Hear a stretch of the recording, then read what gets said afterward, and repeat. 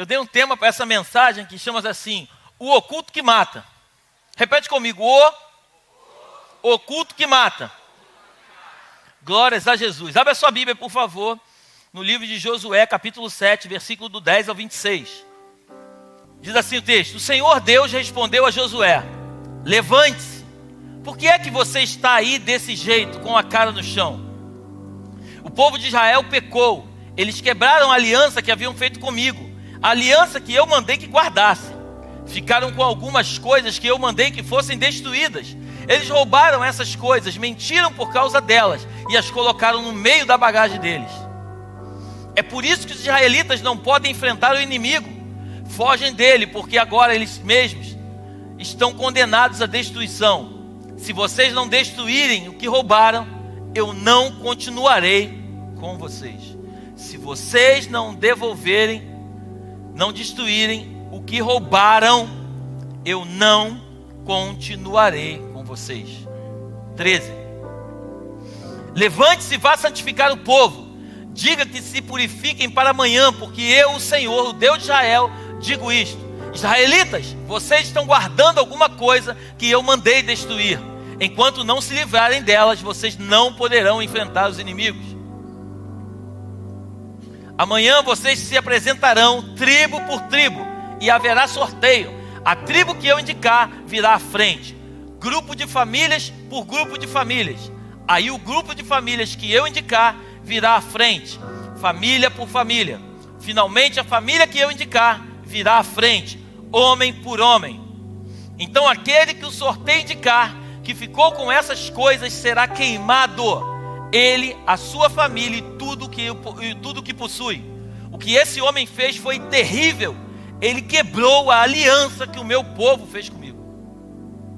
Então Josué se levantou de madrugada e fez o povo de Israel se apresentar tribo por tribo. O sorteio indicou a tribo de Judá. Em seguida mandou que se apresentassem os grupos de famílias da tribo de Judá. E o grupo de Zera foi indicado. Nós temos estudado a árvore genealógica, lembram? Estão comigo? O grupo de Zera foi indicado. Aí chamou o grupo de Zera, família por família. E a família de Zabde foi indicada. Finalmente chamou a família de Zabde, homem por homem. E Acã foi indicado. Acã era filho de Carme, descendente de Zabde, descendente de Zera, da tribo de Judá. E Josué disse a Acã: agora, meu filho, confessa a verdade diante do Senhor, o Deus de Israel. Conte-me o que você fez, não procure esconder nada. Acã respondeu: sim, eu pequei contra o Senhor, o Deus de Israel. Vou contar o que fiz. Entre as coisas que pegamos, vi uma bela capa da Babilônia. Vi também 200 barras de prata e uma barra de ouro que pesava mais ou menos meio quilo. Fiquei com tanta vontade de ter aquelas coisas que guardei para mim,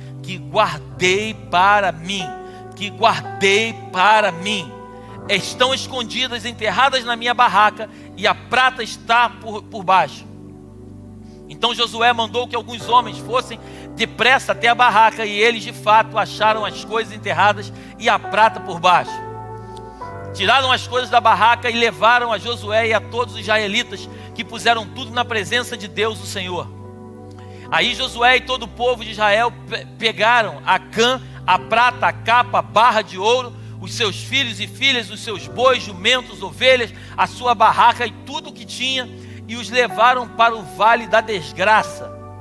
E Josué disse, algumas versões falam vale de Acor. E Josué disse: por que é que você fez essa desgraça cair sobre nós? Agora o Senhor Deus vai fazer a desgraça cair sobre você.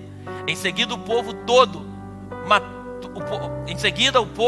matou Acã a pedradas. Eles apedrejaram e queimaram a sua família e tudo que ele tinha. E puseram em cima dele um montão de pedras que está naquele lugar até agora. E por isso que até hoje o nome daquele lugar é Vale da Desgraça, ou Vale de Acor. Então a ira do Senhor passou. A ira do Senhor passou. Feche seus olhos, coloca a mão sobre o seu coração, por favor. Pai, graças te damos nesta noite. A tua palavra por si só, ela é uma pregação. A minha oração esta noite é que o Senhor não deixe eu atrapalhar aquilo que tu vais fazer. Me esconde, meu Pai, de uma forma onde somente a Tua palavra possa fluir deste altar.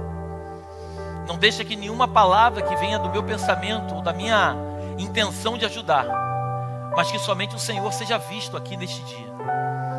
Transforma a vida daqueles que precisam ser transformadas, Pai. Mas acima de tudo, Deus, eu te peço, ajuda a nos revelar aquilo que está oculto dentro de nós. Nos ajuda a colocar para fora aquilo que um dia entrou e que nós nem muitas vezes sabemos que está escondido lá dentro. Essa é a nossa oração, em nome de Jesus.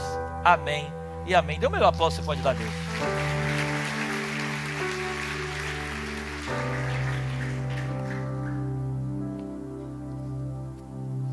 Eu quero só voltar um pouquinho a história. Eu amo a Bíblia porque eu sempre gostei de história, mas de uns anos para cá Deus me fez eu me apaixonar por história. Quando eu começo a ler a Bíblia, eu quero entender o porquê das coisas, eu quero pesquisar o porquê que tem aquele nome, o porquê que as coisas vão acontecendo. E quando a gente volta um pouco, a gente vai ver um povo cativo lá no Egito. A Bíblia diz que eles ficaram 430 anos no cativeiro no Egito. A Bíblia diz que aquele povo, depois de muito tempo no cativeiro, eles começam a orar a Deus. E a Bíblia diz que a oração deles começa a chegar até o céu. Deus começa a ver verdade no coração deles. Por isso que eu tenho dito aqui na igreja, nós não somos perfeitos, mas somos de verdade. Isso virou meio que um jargão, mas eu preciso que você tenha essa frase muito forte dentro do teu coração. Deus, ele não se relaciona com pessoas que são eloquentes, que são bonitas. Deus ama as pessoas que são de verdade, né? Quando a gente vai ler a Bíblia diz que todo homem que pecava, ele, quando ele era confrontado, ele assumia o pecado dele. Davi era esse cara. Natan, quando diz para ele que ele pecou, ele entende o pecado, ele vai até diante de Deus e fala assim: Senhor, eu pequei contra você. Eu não deveria ter feito, mas eu fiz, eu pequei. Eu estou arrependido. Mas eu te peço, não tira de mim a tua presença. Não se afasta de mim por causa do meu pecado.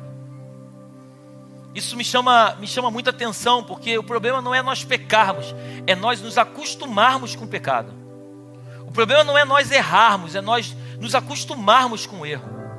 O problema não é nós deixarmos de fazer aquilo que Deus nos chamou para fazer, mas é nós nos acostumarmos com as coisas erradas. Então, se eu puder te dar um conselho nessa noite: Senhor, eu pequei diante de Ti, mas eu estou aqui arrependido, eu quero que Tu transforme a minha vida. E quando a gente volta lá no Egito, eles clamam. A Bíblia diz que Deus levanta um homem chamado Moisés. Moisés vai lá no Egito para libertar um povo. Só que detalhe, Moisés já havia morado um tempo no Egito. Ele sai de lá como um fugitivo. Moisés, ele morava no Egito, ele foi criado dentro da casa de Faraó, ele era príncipe, ele lutava como príncipe, ele comia as iguarias do rei, mas agora ele sai do Egito de uma forma onde ele foge, porque ele havia matado um egípcio. Ele fica 40 anos em Midian, você conhece a história. Deus se apresenta para ele na sarça, ele volta lá para o Egito, porque Deus mandou ele voltar, ele liberta o povo.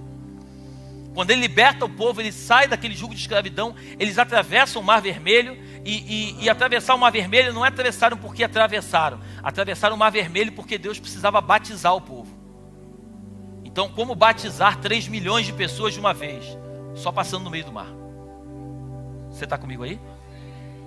Então Deus, ele batiza o povo, ele chama o povo a um arrependimento, ele batiza o povo, e agora o povo vai entrar num deserto, antes de chegar à terra prometida. Quando você lê a Bíblia com calma, você vai ver que Deus faz eles lutarem contra várias tribos diferentes, os cananeus, os fariseus, eles começam a lutar contra vários adversários. O que Deus estava fazendo é o seguinte: eles não sabiam, mas Deus já estava preparando eles naquelas lutas, para que quando eles chegassem diante de Jericó, eles chegassem lá com a certeza que eles iam vencer a batalha. Porque se Deus tirasse eles de lá, levasse eles até Jericó, para lutar com o povo de Jericó, eles iam ficar com medo. Então Deus faz eles enfrentarem no deserto vários adversários. Eles matam várias pessoas, eles conseguem guerrear. Coloca para mim Deuteronômio capítulo 20, versículo 16 até o 18. Deus chega a dar uma ordem para eles dizendo o seguinte, olha que coisa incrível. Mas quando conquistarem as cidades que ficam na terra que o Senhor, nosso Deus, está dando a vocês, matem todos os moradores. Conforme Deus mandou, acabem com todos estes povos, os heteus, os amorreus, os cananeus, os perizeus, os heveus e os jebuseus. Matem todos, para que eles não ensinem vocês a imitar as cerimônias nojentas que praticam quando adoram os seus deuses. Isso seria um pecado grave contra o Senhor, o nosso Deus. Então Deus estava dizendo para eles o seguinte: quando vocês derrotarem o inimigo, derrote por completo, não deixe nada sobrar. Porque o grande problema é que muitas vezes a gente derrota o inimigo, mas não derrota por completo. Então daqui a pouco a gente percebe, a gente está cultuando aquilo que o inimigo gosta de cultuar. A gente está fazendo aquilo que o inimigo gosta de fazer. Pastor, mas eu comecei bem, mas o problema não é começar bem, é terminar bem. Então Deus dá uma ordem para que eles conseguissem, que eles derrotassem todos os inimigos. Então eles foram preparados no meio da caminhada para chegar lá diante de Jericó, fortalecidos, acreditando que eles não tinham perdido nenhuma batalha. Porque a coisa mais incrível que acontece na vida de um ser humano é quando ele tem confiança, ele acredita naquilo que ele faz, sim ou não? Né? Quando você começa a fazer muitas vezes a mesma coisa, você vai se tornando especialista naquilo. Você chega um momento em que você já começa a entrar nessa guerra já entendendo que você não é um qualquer, mas você sabe o que está fazendo. E quando você sabe o que você está fazendo, você age de forma diferente. Você já não faz as meninices que você fazia no passado, você já não fala mais as bobagens que você falava, você já não se comporta mais como comportava, você agora vai pegando maturidade, e a maturidade vai te preparando até o lugar aonde Deus quer te levar. Estamos todos juntos até aqui? E aí eles chegam até Jericó. E é tão interessante que quando Moisés, ele manda os espias, depois você lê na tua casa, Números capítulo 13, Moisés chama os espias para espiar a terra, né? A terra de Canaã. Quando Moisés chama, a Bíblia diz que ele chama 12 espias. Números capítulo 13, ele chama 12 espias, os 12 vão visitar a terra. Quando eles voltam de lá, você conhece a história, 10 voltam com um relatório, mas 2 voltam com um relatório completamente diferente. 2 voltam dizendo o seguinte: não. Os 10 estavam dizendo que tinha muito gigante, que a terra era boa, mas que era impossível de conquistar. Mas a Bíblia diz que os 2 voltam com o relatório, Josué e Caleb. Não. Deus prometeu que vai dar a terra realmente tem gigantes, mas não importa o que tem na terra. O que importa é que Deus disse que vai dar. E é isso que importa. Não importa se a gente olhar para as circunstâncias, para as adversidades, a gente nunca vai entrar na terra.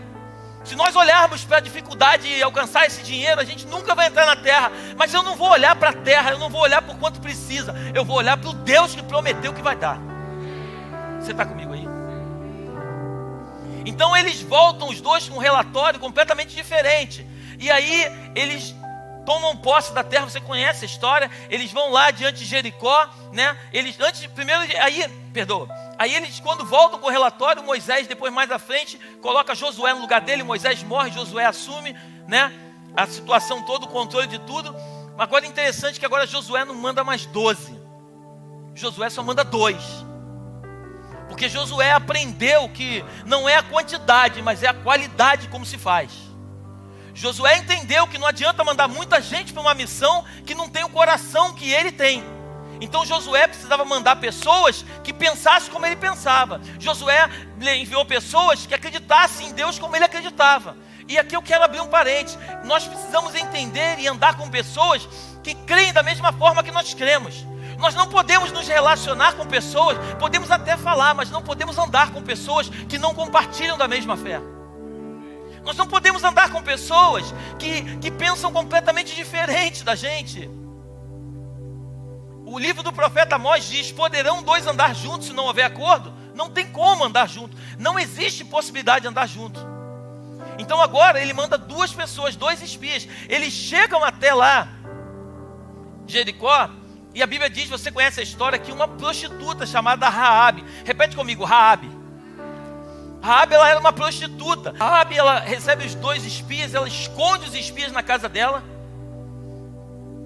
quando eu li isso com calma, depois que eu li Deuteronômio, a minha cabeça ficou meio que pensando, porque Deus tinha dado uma ordem para eles matarem tudo, e agora eles poupam a vida de uma mulher e da sua família, que era de uma outra nação, de um outro povo, que acreditavam em outras crenças. E eu comecei a me indagar, eu falei: Senhor, mas por que você, por mais que Raabe tenha poupado a vida desses homens, por que você teve misericórdia de Raabe? Por que você poupou a vida de Raabe? E o Espírito de Deus falou comigo muito claramente, dizendo o seguinte: filho, todas as pessoas que vão te empurrar para o teu propósito, elas na verdade, elas vão ser instrumentos usados por mim para te levar até o teu destino. E essas pessoas eu não posso tratar elas como qualquer pessoa. Então agora Raabe, ela esconde os espias ficam escondidos ali, e agora eles voltam, eles contam a história todinha para Josué, como era a terra. Você conhece a história? Eles durante 6 dias, eles dão uma volta na terra, em volta das muralhas de Jericó. A Bíblia diz que as muralhas eram impossíveis de serem atravessadas. Eles dão uma volta em volta da muralha um dia, no segundo dia ele dá mais uma volta, no terceiro, no quarto, no quinto e no sexto dia ele dá mais uma volta a cada dia. Está escrito na tua Bíblia. Mas a Bíblia diz que no 7º dia eles vão com os sacerdotes na frente, com 7 sacerdotes, com as trombetas.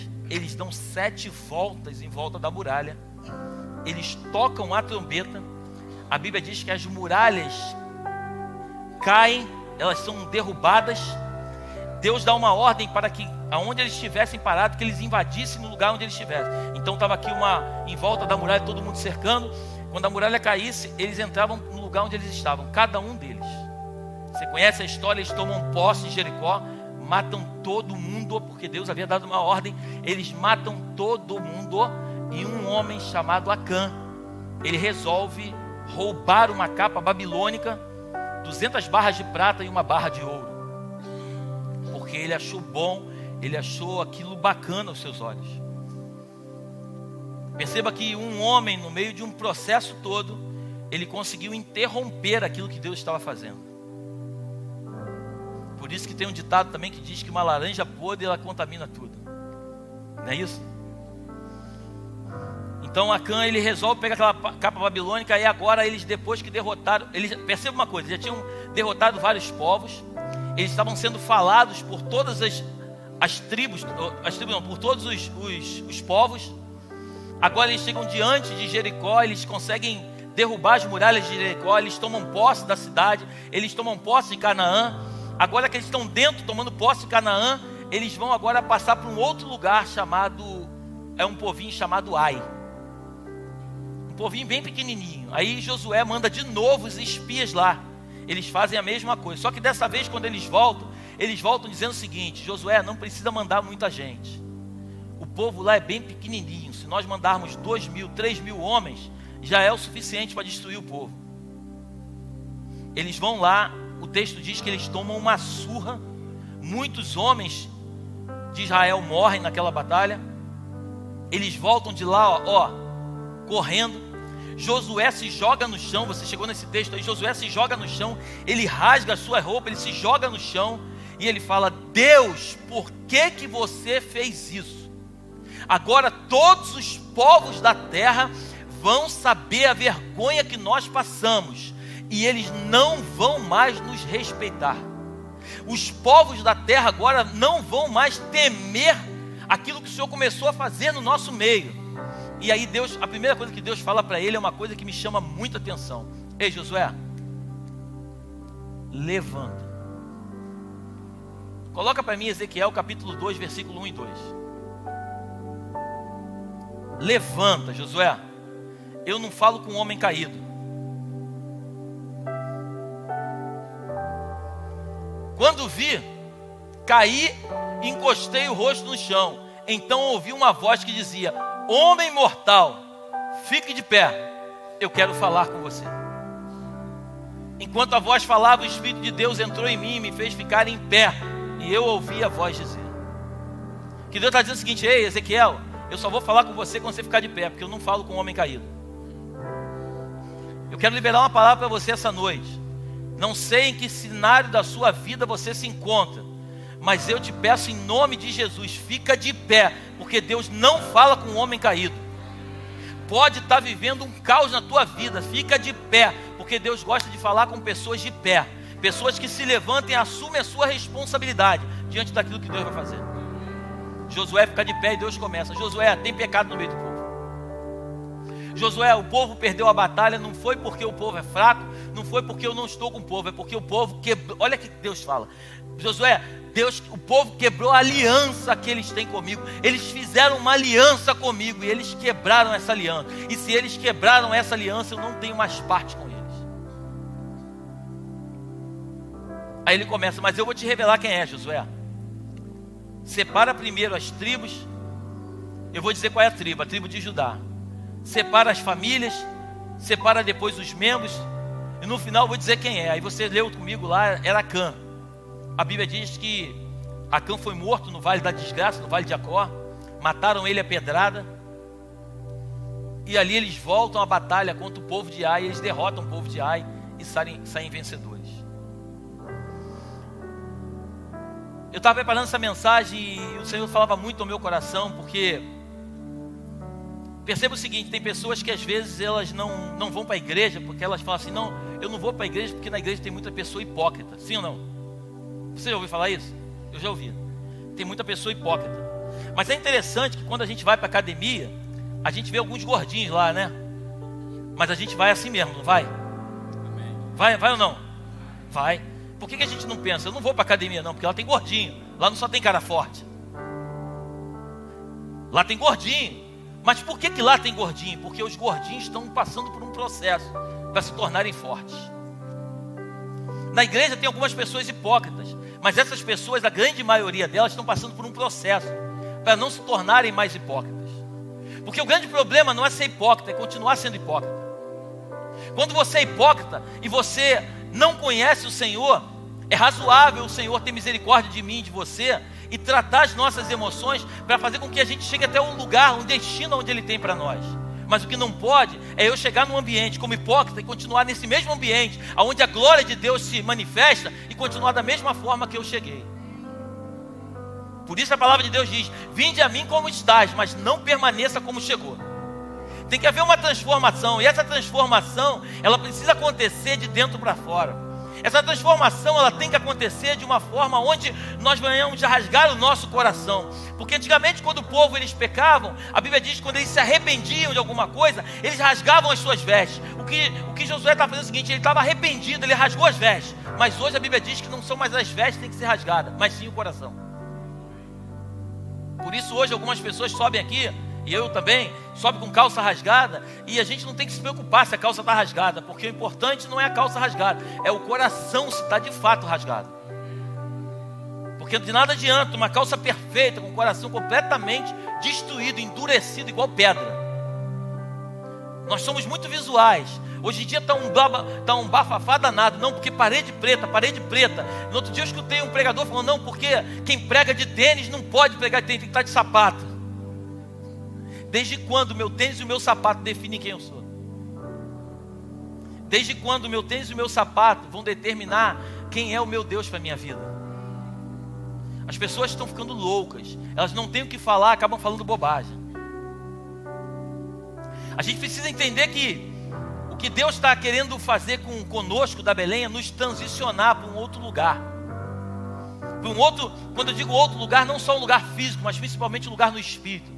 Deus está querendo levar a nossa mente cativa a um nível de maturidade para que nós possamos chegar e tomar posse de um lugar. Porque antes de nós tomarmos posse no natural, nós precisamos primeiro acessar o espiritual. Porque o natural ele só se manifesta de acordo com o espiritual. Se você não alcança as regiões celestiais, você não alcança a bênção na terra. Então, eu creio muito no meu coração que eu estou te falando. Então Josué ele entendeu que o problema, quando Deus tem um relacionamento com ele, Josué entendeu que o problema não era o povo que ele mandou, as pessoas que ele mandou para lá. Se ele tivesse mandado 10 mil pessoas, ia tomar pau de qualquer jeito. Se ele tivesse mandado 50 mil homens, ia apanhar do mesmo jeito, ia passar vergonha. Porque o problema não é a quantidade que estava indo lutar, mas sim a forma como foram e aquilo que estava oculto dentro do povo. As lutas que nós enfrentamos e muitas vezes nós perdemos, são lutas que dentro de nós existe alguma coisa oculta que a gente não consegue colocar para fora, e Deus só consegue trabalhar com verdade. Enquanto nós escondermos quem somos, enquanto nós tivermos vergonha de dizer de fato quem somos, Deus nunca vai transformar o nosso caráter e o nosso ser. Essa semana eu estava aqui na oração, e vou falar isso com muito amor e muito carinho, porque Ele sabe o quanto Ele é precioso e o quanto Ele é um querido. Eu sou apaixonado, ele caminha comigo há alguns anos, mas um irmão veio aqui na frente e ele estava orando. Eu não quero expor ninguém, mas ele fez uma oração que mexeu muito comigo, e eu trouxe uma palavra para o povo. Ele falou assim: Deus, me ajuda a voltar a ser dizimista, porque agora eu estou ganhando mais, eu não consigo dar o dízimo. Eu, quando no final da oração eu vim aqui na frente, eu falei assim: fulano, eu tenho uma palavra de Deus para você. Deus não vai fazer você voltar a ser dizimista, porque tem coisas que não cabe a Deus, cabe a nós. Não é Deus que vai mudar o teu coração para que você volte a fazer o que você fazia. É você que precisa se posicionar e entender quem você é nele, quem ele é para você. E aí você voltar às práticas do primeiro amor. Porque agora você está dando ênfase àquilo que você está ganhando, mas você esquece que quem te levou para esse lugar foi ele. Você está aí comigo ou não? Então muitas vezes a gente coloca coisa na conta de Deus, mas Deus não tem culpa de nada. A gente muitas vezes, a gente imputa a Deus algo que está acontecendo conosco, mas que Deus não tem nada a ver com a história. A história que está acontecendo na nossa vida é por causa do nosso posicionamento, de algumas coisas ocultas dentro de nós, que tem nos matado, e nós não temos percebido. Eu não sei se algum sentimento dentro de você, eu não sei se algum rancor, alguma mágoa, alguma coisa que está dentro de você que tem roubado a alegria de Deus na sua vida, e você não consegue ver isso, você não consegue entender isso, e por você não entender, você acaba agindo de uma forma diferente. Um dia alguém te machucou, e porque alguém te machucou, você hoje não acredita mais em ninguém. E deixa eu te dizer uma coisa, olha, eu vou falar com toda a clareza do mundo. Pode ter alguém aqui que já foi machucado igual a mim, mas talvez mais eu acho difícil. Eu fui muito traído no ministério, mas nem por isso eu deixo de amar as pessoas como eu amo. Porque as pessoas que chegam e que são verdadeiras não tem a ver com aqueles que são traidores. Se eu for olhar para todo mundo da mesma forma como me traíram, Jesus, ele chamou, tem um momento que Judas chega e fala assim: ô amigo, para que vieste? Ele sabia que Judas ia levar ele para a cruz, mas ele fala: por que vieste? Porque ele chama de amigo, porque Judas estava empurrando ele para o propósito dele, então ele chama de amigo. Mas quando ele encontra Pedro, que foi um homem que lá na frente foi quem foi, morreu e pediu para ser crucificado de cabeça para baixo, ele chama Pedro de Satanás, porque Pedro estava tirando Jesus do propósito, que era ir para a cruz. Não, Senhor, não vai para lá não faça isso contigo. Aí ele falou: não, arreda de Satanás, existe um propósito a ser cumprido. Eu preciso entrar nesse lugar, Pedro, por mais dolorido que seja, eu preciso entrar nesse lugar, porque se eu não entrar nesse lugar, Pedro, vocês nunca vão ter vida eterna. Eu preciso, Pedro, sacrificar o cordeiro para que todo o rebanho possa ser salvo. Eu vou entregar um cordeiro, ele vai entrar mudo, não vai falar nada. Esse cordeiro vai ser morto, vai ser imolado. Mas no terceiro dia, Pedro, esse cordeiro vai ressuscitar. Ele vai rasgar o véu, Pedro. O véu que separava já não vai separar mais. Ele vai rasgar, e é rasgado de alto até embaixo. Porque tudo começa de cima para baixo, nunca de baixo para cima. Pedro, eu vou rasgar para que vocês tenham acesso direto ao trono do Pai. Agora, Pedro, não vai precisar mais de o sacerdote entrar uma vez por ano no Santíssimo Lugar e pedir perdão. Agora, Pedro, quando vocês tiverem alguma coisa oculta dentro de vocês, Pedro, vocês precisam agora chegar diante da minha presença, rasgar o coração e dizer: eu pequei, eu quero te pedir perdão pelo que eu fiz, e eu não quero mais viver aquilo que eu vivi, eu quero ser uma nova criatura. A Bíblia diz que ele não resiste a um coração quebrantado. E aí ele manifesta a glória dele e o poder. A Bíblia diz que todo aquele que confessa o seu pecado e deixa é digno de misericórdia. Você está comigo aí? E aí a gente vai perceber claramente que Acã, ele foi o causador, se assim eu posso dizer, de uma derrota de um povo inteiro. Acã, ele recebeu uma palavra de Deus e entenda uma coisa. Se a gente ler com calma, Deus ele castigou Acã Não foi porque Acã tomou posse da capa babilônica, das barras de prata, nem tampouco da de ouro. A gente tem que ler a Bíblia com muito cuidado e entender as coisas. Deus só castigou Acã porque ele quebrou uma aliança. Podia ter sido uma barra de prata, podia ter sido meia barra de ouro, podia ter sido um pedacinho da capa. O problema não é a quantidade que nós fazemos, é a forma como nós fazemos. Quando a gente quebra uma aliança, essa aliança, quando ela é quebrada, nós estamos dizendo para Deus: você tem domínio sobre a minha vida, e agora você pode trazer sobre mim a justiça que deve ser imputada, porque afinal de contas eu quebrei uma aliança. Por isso que eu amo esse texto. Por isso que Isaías 59 diz que a mão do Senhor não está encolhida, os seus ouvidos não estão tapados. Mas quando nós pecamos, há uma separação entre nós e o nosso Deus. Somos nós que nos afastamos dele, ele nunca se afasta de nós. Ele continua descendo no jardim todos os dias. Adão, cadê você? Cadê você, Adão? Eu fiquei com medo. Ô Adão, por que você ficou com medo? Você nunca teve medo. Em outras palavras, Adão devia estar dizendo dentro do seu interior: não, Deus, porque eu comi o que eu não deveria ter comido. Deus, talvez Adão estivesse dizendo: Deus, eu quebrei a aliança. A aliança que eu tinha contigo eu quebrei, Deus. Eu quebrei a aliança. Eu parti a aliança. Você ainda está comigo aí? Eu queria que essa noite você entendesse o lugar onde Deus está querendo nos levar. Aliança é algo muito lindo. Aliança é algo que, quando eu saio na rua, alguma mulher se pensar em ter algum interesse por mim, se ela for uma mulher inteligente, ela olhar para minha mão e falar assim: esse cara já tem compromisso com alguém. Ele tem uma aliança com uma pessoa, ele tem um relacionamento íntimo com alguém. Ele entregou o coração dele para uma mulher, e essa mulher entregou o coração para ele. Ele tem uma aliança, essa aliança não pode ser quebrada. Agora a gente sabe que o inimigo vai lutar o tempo todo para quê? Para quebrar a aliança. Porque quando uma aliança é quebrada, a mão do Senhor, ela é encolhida. Os ouvidos dele começam a ser tapados, ele já não ouve mais a nossa oração. A Bíblia chega ao ponto de dizer que quando um homem ele trata mal a sua mulher, a Bíblia chega ao ponto de dizer, lá está em 1 Pedro, que quando ele ora, as orações dele não chegam até o céu. As orações dele são interrompidas. E muitas vezes nós queremos que Deus nos ouça. E deixa eu te dizer uma coisa: Deus não vai te ouvir. Deus não vai contra a sua própria palavra. Ele não pode ir contra aquilo que Ele mesmo disse que é. Pastor, então como entrar nesse lugar? Deixa eu dizer uma coisa, igreja: é um lugar simples, mas é um lugar de entrega. É um lugar simples, mas é profundo. É um lugar de renúncia. Nós renunciarmos todos os dias a nossa carne, a nossa vida que nós queremos viver, para viver a vida que Cristo tem para nós. Ah, pastor, então eu vou viver como Deus quer que eu viva. Exatamente. E eu posso garantir para você, em nome de Jesus, você vai viver a plenitude daquilo que você nunca viveu.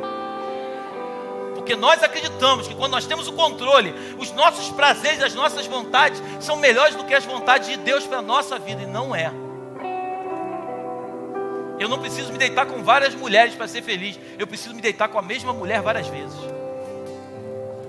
Eu não preciso roubar alguém para poder ter dinheiro. Eu simplesmente tenho que me relacionar com o dono da prata e do ouro, para que ele abra portas que se encontravam fechadas e que ninguém entende nada, mas ele vai trazer a provisão para a minha vida. Você ainda está comigo aí? Então dá um aplauso ao Senhor bem forte.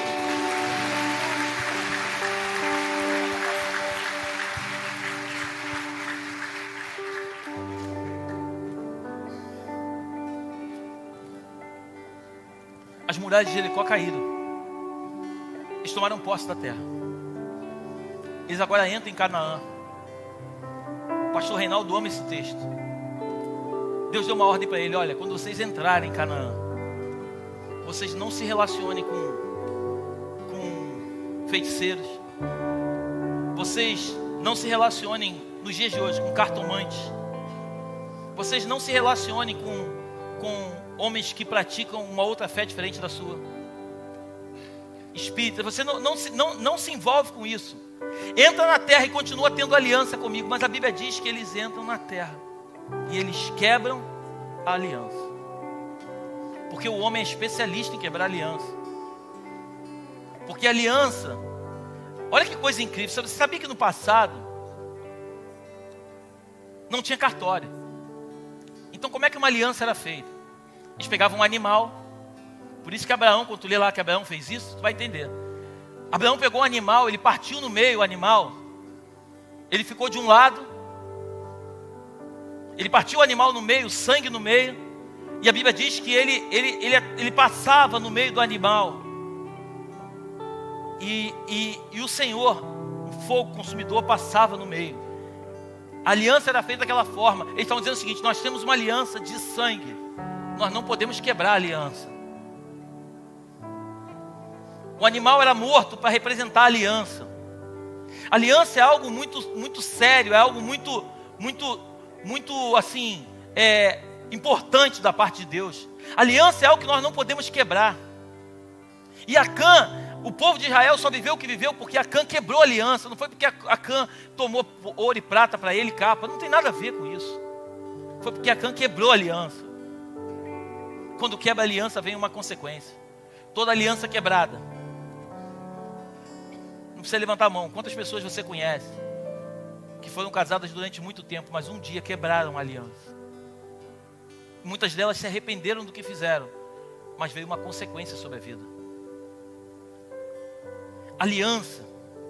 Aliança de um homem para um homem já é muito sério, mas uma aliança de Deus com um homem é algo divino. É algo que a humanidade jamais vai conseguir entender. E deixa eu dizer uma coisa, o pastor Reinaldo falou isso lá nos casais. A aliança, normalmente a aliança ela parte sempre da parte mais forte para a parte mais fraca. É sempre Deus que nos convida para uma aliança, não nós que convidamos Ele. Porque a Bíblia chega ao ponto de dizer que antes de nós aceitarmos Deus, ou melhor, recebermos Ele como Senhor e Salvador, Ele já havia nos escolhido. A aliança sempre vai vir dEle. E eles entram em Canaã, mas antes de entrarem em Canaã, antes de eles passarem ali para entrar em Jericó, a Bíblia diz que eles passaram pelo Jordão. Repete comigo, Jordão. A Bíblia diz que a primeira geração, a geração que saiu do Egito, essa geração, ela não herdou a terra prometida. Somente Josué e Caleb, da primeira geração, herdaram a terra. Mas a Bíblia diz que o Senhor, antes deles entrarem em Jericó, manda eles pararem à margem do Jordão. Depois tu lê na tua casa o livro de Josué. Deus manda eles se consagrarem em primeiro lugar. Depois Deus manda eles passarem no meio do Jordão. Eles podiam passar para um outro lugar e não atravessar o Jordão. Deus manda eles passarem pelo Jordão. Por quê, pastor? Porque Deus precisava batizar aquela outra geração que não era batizada. Tudo na Bíblia tem um contexto, tudo na Bíblia tem um propósito. Nós precisamos conhecer quem é o nosso Deus. Nós queremos servir a um Deus que nós nem muitas vezes conhecemos. Nós queremos falar de um Deus que muitas vezes nós queremos dizer, não, Deus salva, mas por que Ele salva? As pessoas querem saber por que Ele salva. E nós não temos argumentos para dizer por que Ele salva.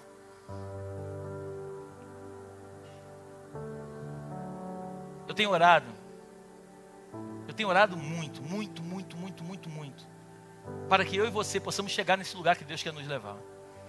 Eu disse para você que eles saíram do Egito, eles atravessaram o Mar Vermelho, eles entraram no deserto, eles enfrentaram muitas lutas, para eles se prepararem, para quando antes de entrar na terra prometida, para que eles fossem enfrentar o povo de Jericó, eles estivessem fortalecidos. Você está comigo ainda aí? Eu acredito firmemente no meu espírito, que Deus nos tirou de um lugar, e eu não estou falando de um lugar físico, um lugar no espírito. Nós estamos atravessando o nosso deserto. Estamos enfrentando algumas batalhas até internas, principalmente internas. Estamos amadurecendo como igreja, como irmãos em Cristo. Estamos começando a nos acostumar de que a igreja não é só para pessoas perfeitas, mas é para pessoas doentes que querem ser tratadas por Ele. Estamos sendo renovados no nosso espírito para que nós possamos estar preparados para poder entrar na terra prometida. Porque Ele não vai nos dar a terra sem antes nos entregar de fato quem somos nós e nos revelar o lugar, o oculto que está nos matando internamente. Existe algo dentro de você, eu prego para você, eu prego para mim. Essa palavra, antes de chegar até você, ela rasgou meu coração, porque existem coisas ocultas dentro de nós que têm nos matado. Existem coisas ocultas que estão escondidas dentro de nós, que muitas vezes a gente não consegue ver a manifestação de Deus, porque a gente não consegue expressar para Deus aquilo que tem ficado oculto dentro, talvez, da nossa barraca, talvez dentro da nossa casa, ou talvez dentro do nosso ser, dentro dos nossos sentimentos. A equação de Deus é muito simples. A equação de Deus é muito simples. Preste atenção aqui em mim, por favor. A equação de Deus é simples: obediência, vitória. Desobediência, derrota. Obediência, desobediência, é simples, não tem muito mistério.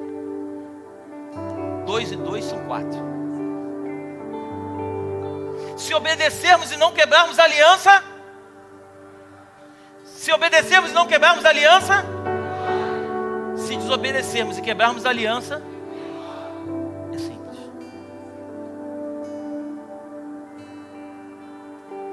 Pastor, então você está dizendo que depende de nós? Não. Eu estou dizendo para você, eu não estou dizendo, eu estou garantindo para você que a parte dele ele vai fazer, mas nós precisamos fazer a nossa. Seria muito fácil ele fazer tudo por mim e por você, e eu continuar pecando e ocultando as coisas que estão dentro de mim, guardadas, as capas babilônicas, as barras de ouro, as barras de prata dentro de mim, e ele continuar me dando vitória. Ele não vai dar vitória. Ele não vai dar vitória. Estamos muito mais preocupados em mostrar para o nosso irmão quem somos nós, do que de fato rasgarmos o nosso coração e declararmos para ele quem somos, mesmo ele sabendo de fato quem somos.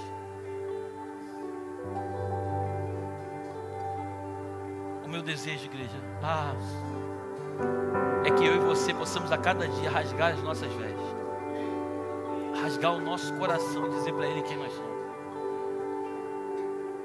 Muitas vezes eu entro em crise, e eu nas minhas crises eu começo a conversar com Deus, e eu fico perguntando para ele algumas coisas que para mim ficam sem resposta.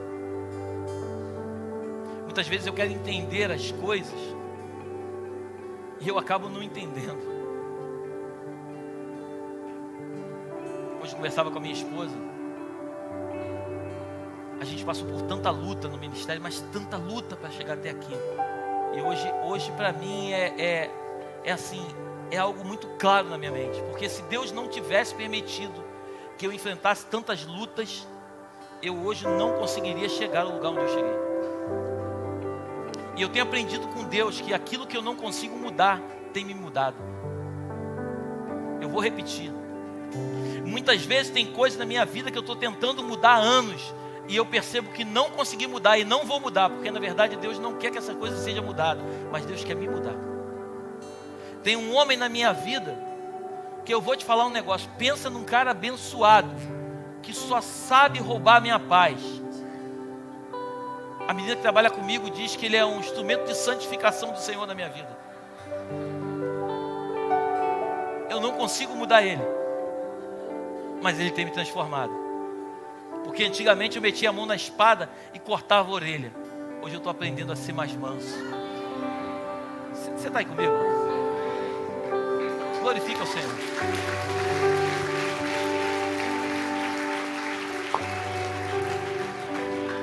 Ao invés de muitas vezes você ficar, e aqui eu encerro, você em vez de ficar falando, Deus, muda isso, muda isso, muda isso.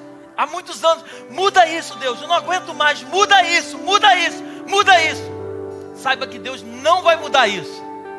Deus na verdade está querendo mudar você, para que você aprenda que com aquela pessoa, ela está sendo um instrumento de santificação para te ajudar a ser transformado. Porque Deus só preparou o povo para grandes batalhas quando eles enfrentaram alguns exércitos no meio do caminho. Se eles não tivessem enfrentado algumas lutas, eles não conseguiriam tomar posse de Jericó. Era uma cidade fortificada.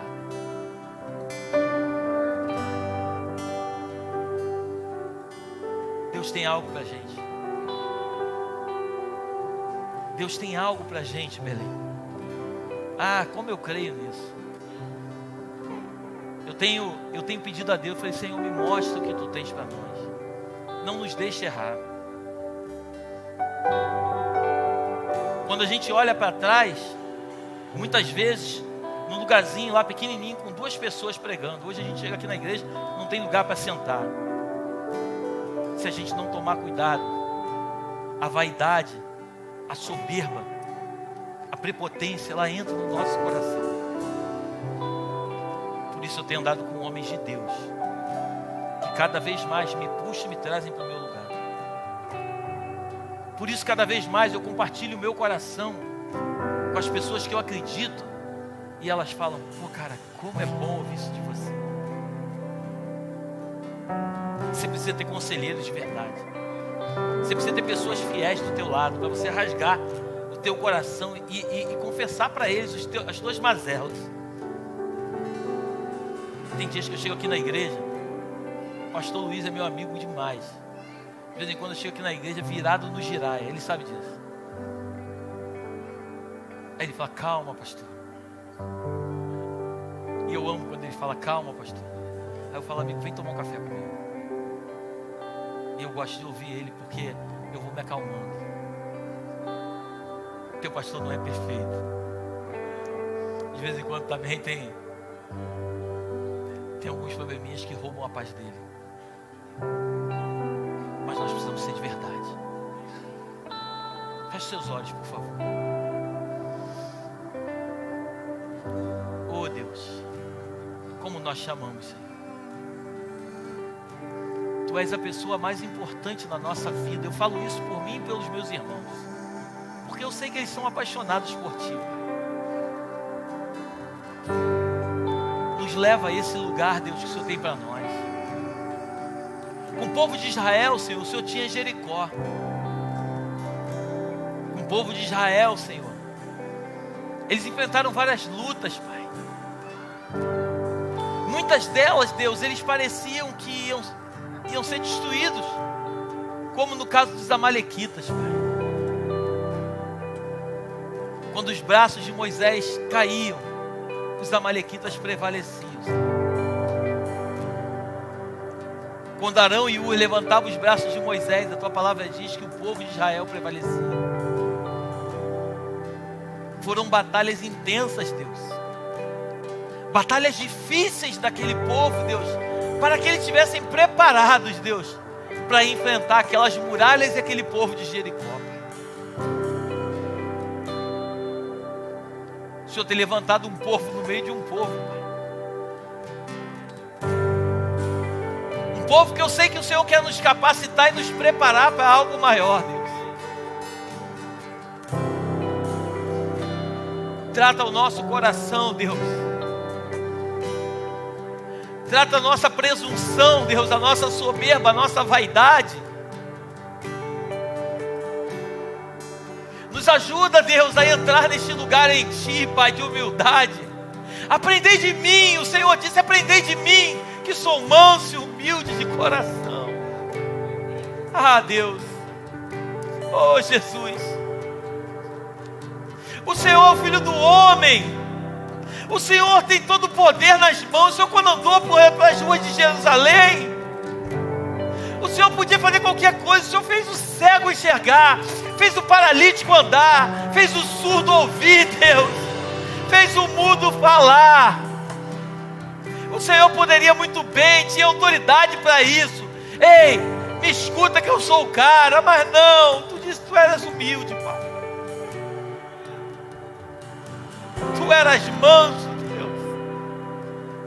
Vieram te prender, Deus. Tu vira para Pedro e diz: ei, Pedro, tu acha que se eu mandasse 12 legiões aqui agora, não viriam aqui agora? E mudava todo esse cenário? Ah, Pedro, é necessário, Pedro. É necessário eu ir para esse lugar, Pedro. Pedro, quem com a espada fere, com a espada será ferido, Pedro.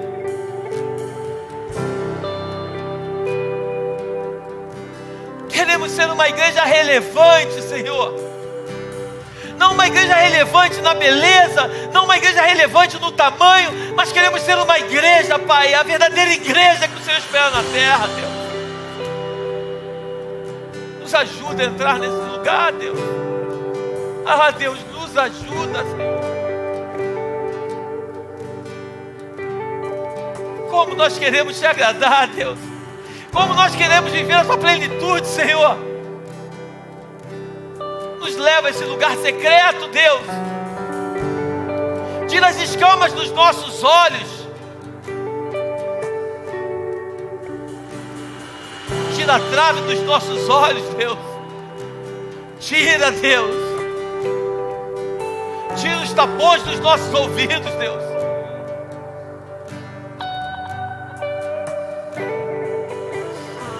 Abençoa a nossa vida. Abençoa a nossa casa. Abençoa os nossos filhos, a nossa família, Deus.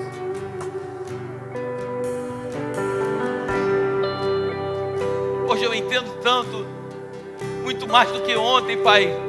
Quando Davi orou, ele disse: tira tudo de mim, mas não tira de mim a tua presença. Não tira, Deus. É a tua presença que nos move. É a tua presença que nos impulsiona. É a tua presença que movimenta o nosso ser, Pai. Nós falamos de você, Jesus, a gente chora. Porque nós somos apaixonados por ti, Jesus.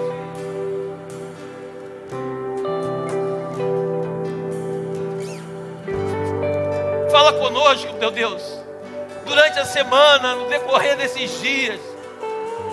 Amadurece a mente do teu povo, Pai. Temos ouvido tantos ensinamentos, Deus, sobre prosperidade, sobre dinheiro. Ah, você nunca foi sobre isso, Jesus. Você nunca veio sobre isso. Aprendei de mim, que sou manso e humilde.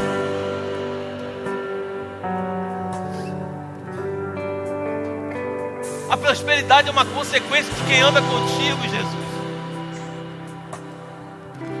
As bênçãos, meu Pai, é uma consequência de quem anda em retidão contigo. Nos ajuda a olhar para o teu trono, Deus. Nos ajuda a olhar para a tua glória, Deus. Ezequiel estava caído, o Senhor disse: ei, levanta, Ezequiel. Eu não falo com o homem caído. A Bíblia diz que Ezequiel escutou uma voz atrás dele. O Senhor levou ele lá para o rio Quebar, Senhor, para os exilados, Senhor. O Senhor usou Ezequiel lá para aquele povo que estava cativo na Babilônia.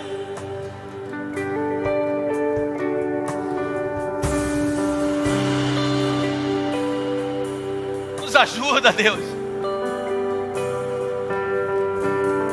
Jeremias foi lançado dentro de uma cisterna, Deus, porque Jeremias estava falando algo que vinha de ti, mas o povo queria ouvir algo diferente. Muitas vezes somos mal compreendidos, Deus, mas nos mantém de pé, Senhor.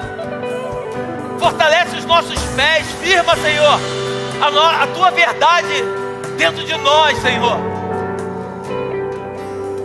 Não nos permita vender, meu Deus, a tua glória, a manifestação do teu poder por uma capa babilônica, Deus. Não, Senhor. Como nós chamamos, Jesus. Como essa igreja te ama, Senhor. Senhor, é verdade na nossa vida. Isso é verdade no nosso ser. Obrigado por essa noite, Deus. Nos leva para os nossos lares debaixo da tua mão de poder. Que tenhamos a melhor semana da nossa vida, Senhor. Que venhamos viver algo sobrenatural esses dias, Deus. A minha oração é que o Senhor se manifeste de uma forma palpável para cada um dos seus filhos. Obrigado pela vida de cada um desses irmãos e dessas irmãs da igreja, Pai. Essa é a minha oração, Pai, em nome de Jesus. Amém e amém. Que Deus te abençoe, Pai.